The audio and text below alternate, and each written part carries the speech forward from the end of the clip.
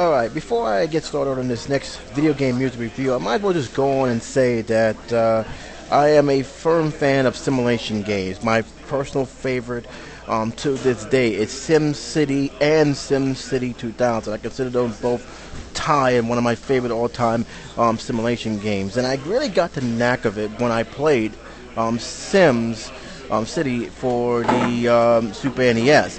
I played it again for the PlayStation 2, SimCity 2000. Ever since then, I try to find different games that are simulation games. The last one I believe I played for the PlayStation/PlayStation 2 was actually Railroad Tycoon, and that was the last one, and that was pretty much the game that I actually went to computers, the PC, and got the Sims game, which is still on my computer to this day. My initial feeling towards them is simple. I like building things. I like having a world that is my own, that I control, that I have. It's a very, very addictive yet fun games where you know you built it, and it's some kind of a pride when you have built something, because you never dream of building something this large, and yet you put it there. It's growing, it's becoming bigger, and that's you right there. That's all you. So when I played this game, I was very disappointed. Not because really not much of the gameplay per se, which is pretty much has a gear towards a certain age group, which I will admit, but it was because of the tutorial that came with it. The tutorial, at least for the game system that I bought it for, was the most disappointing tutorial I have ever had the displeasure of hearing. And that is Sims Theme Park, also known, depending on which regions you are, as Sims World. Now, it's just kind of funny because if you were in the United States and Brazil, you got the Sim Theme Park version. If you were in other regions, you got Theme Park World, which is actually a sequel to another game, which I believe was Sim Roller Coaster. And this is this game. I'll put it this way: I don't hate the game. Because there were some good things I actually like building your own theme park, building all your equipment, and actually managing the park, which is actually one of the coolest features you have, because you have to manage it and you have to make sure you have the right budget right, so that way you can get a lot more money to build more stuff. To me, what hurts this game, in my feeling, is that it's really not much to go on, with the exception of the theme parks they give you, which, by the way, there are four. There are Lost Kingdom, Halloween World, Wonderland, and Space Zone. These are the theme parks you work with. And unlike other theme parks where they stretch out a lot of things, if you do accomplish certain thing with this one, like a golden ticket or a golden key, which, by the way, are needed to open other rides as well as attractions, as well as another theme park itself. But once you get all that stuff, once you built this world, you're really left with, okay, what else? Now what? I'm done. And that's the problem what I had with this game, is that I was done. And there was really no urge to go back to the other theme park. You see, most simulation games I have played, with the exception of The Sims, which The Sims is a totally different simulation game all by itself, is they gave you different maps to work with, and they stretch out the unlock codes to a large degree, where you just can't build a stadium. You got to be at a certain year point with the Sims, SimCity, and then it opens up. The same thing goes with the Carnival ride. You have to play the years out, as well as know how to micromanage your money, because if you spend too much, you are stuck. You can't do nothing. You have to wait till 1 year goes past, which can be easy if you know how to work the clock. But it makes it all more harder, and it makes the player think what is important at that particular time, at that particular moment. What can I raise and what can I not raise? What can I lower? But most important, what can I do with the time period that they have given me? This one doesn't really do that. It's just basically, if you unlock something, you got it. It's not easy, because you still have to manage your money. You have to manage the parking. You have to know how to keep things where it's reachable, and that's the big trick here with the theme park, which I'm actually glad they did. for example, if you make a pathway and you put a ride all the way in the back of the map that you're working with, the chances are nobody's going to venture there.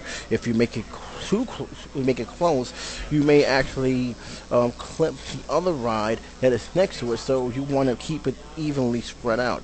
You want to spread it out, and you want to make sure everything is close, but not too close, where everybody will enjoy the ride and the money spread out equally. It's not easy, and sometimes you may have to tear down the thing and put something else there to do it. You have different features, of course. You have booths, you have the restroom, you have speakers, you have different kind of ornaments, attractions. You got different rides depending on the world, on the carnivals that you're going to. Because keep in mind, each world has their own little theme going on, and each one of them pretty much match well with what's going on. Space World, you're going to get everything in space. Wonderland, you're going to get everything that is basically fantasy and all sorts of nice things. Halloween Land, which, by the way, Halloween World is actually pretty cool. I actually like pretty cool Halloween World very, very much.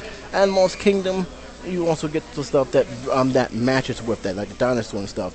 So each one of them have their own different design. And like I said, building it is fine. I have no problem building it.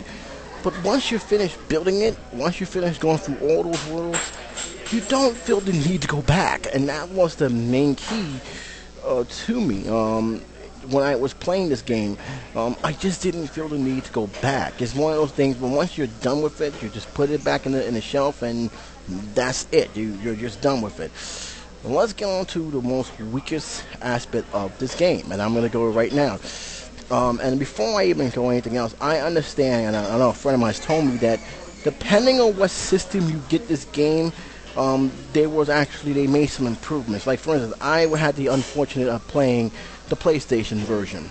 I bought it at a very low price, and this is brand new. It was very low. It was in the single digits. I didn't had a good time with this feature.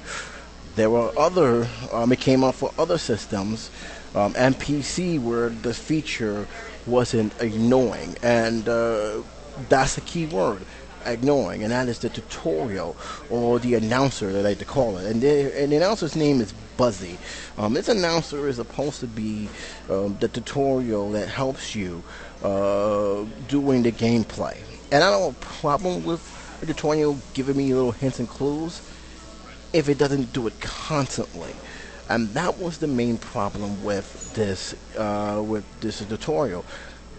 In my experience, when I play this game, he will come on every 9 to 10 seconds, every time, to tell me something that I can actually figure out myself just by going through the menus. And again, I wouldn't mind it if it warranted, but they kept doing it again and again. Really to the point where I almost turned off the game and said, enough of this. Now I managed to shut them off, because that was a lot. After hearing it so many times, I actually stopped the game, looked at the menu just to see that I can turn off that ridiculous tutorial. And let me tell you something, it was so annoying that where I used to live at, when my landlord came in to do some things around the building, around the apartment I was renting, she heard me play the game, and she heard the tutorial keep on coming on and on, to the point where she said, turn that damn thing off. It's annoying. How can you play this game? And I said, trust me, I'm trying to figure it out myself. So I know she got annoyed by it, and I got annoyed by it, so I eventually turned it off. And that actually helped, because I actually played the game peacefully and calmly. Mind you, he still brings the advice. When you hit the menu screen, you can actually see the advice that he would have probably said, and you can actually look at the time. I'll give you, for example, 508, 513, 524, 5. It goes like this every 10 seconds. 5, 501, 502, 502, 502, 502, 504. It just kept going on and on and on, and you have a list of 100 and some things he said, and sometimes he's repeating the same thing. Believe me, you get annoyed. You get really, really annoyed. Didn't do a good job of demonstrating that, but you get the picture. If you play this game before, you get the picture, especially what version. Especially in my version, I played it. Now, mind you, again, I have to say this. other systems because it came out in multiple systems. It came out on Windows. It came out in Macintosh. It came out in PlayStation 2. And it's even on the PlayStation Network. At least it was on the PlayStation Network. I don't know if it's still there. I haven't bothered looking at this. So it is still there. It's a single-player mode. But that was the main problem with this game, that it just made the game, it made me not want to play the game. And I had to turn it off. If I didn't turn it on, I would never have completed the game.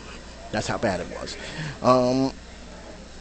But overall, besides that, the game is fun, but it's not something I will go back to. It was not something I will actually sink my teeth into. It's something that when I played it, I just put it away and never play it again. And it's unfortunate, but that I wish I had more versions, because overall, for a children's perspective, it's not a bad thing to introduce your kid. They can actually have fun, have a ball with it, and actually you can demonstrate how to do this and this and that, which, by the way, took me a while to actually figure out how to do a lot of things. But once once you realize what goes with what, like how to do the entrance and the exits, how to do the pathways, you can actually sit down and watch your kid play and give them little hints the right way, but at the same time don't keep on doing it, let them have fun about it. It's a fun game to go through, a fun game to play with, but I think it's for the younger crowd will enjoy it, especially for something that's not as complex as The Sims 2000 or SimCities 2000 or the other simulation games that may be geared for an older crowd. I know especially for the Sims, it's definitely good for the older crowd. Now let's go into the music, because this is something I have kept away from it. The music is actually not bad. It's actually pretty good. It was done by James Hannigan, I believe, and he actually won a BAFTA award in 2000 for Interactive Award Ceremony in London. The award was collected on stage by the composer himself. It was not a bad bad themes. All four of them have their own little theme to it, but overall it's not memorable. It's not something I go looking for in terms of video game soundtracks.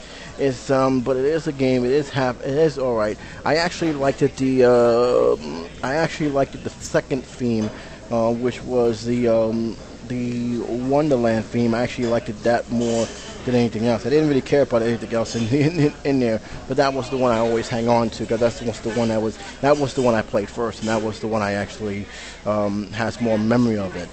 So like I said, overall, I'm giving it a 7.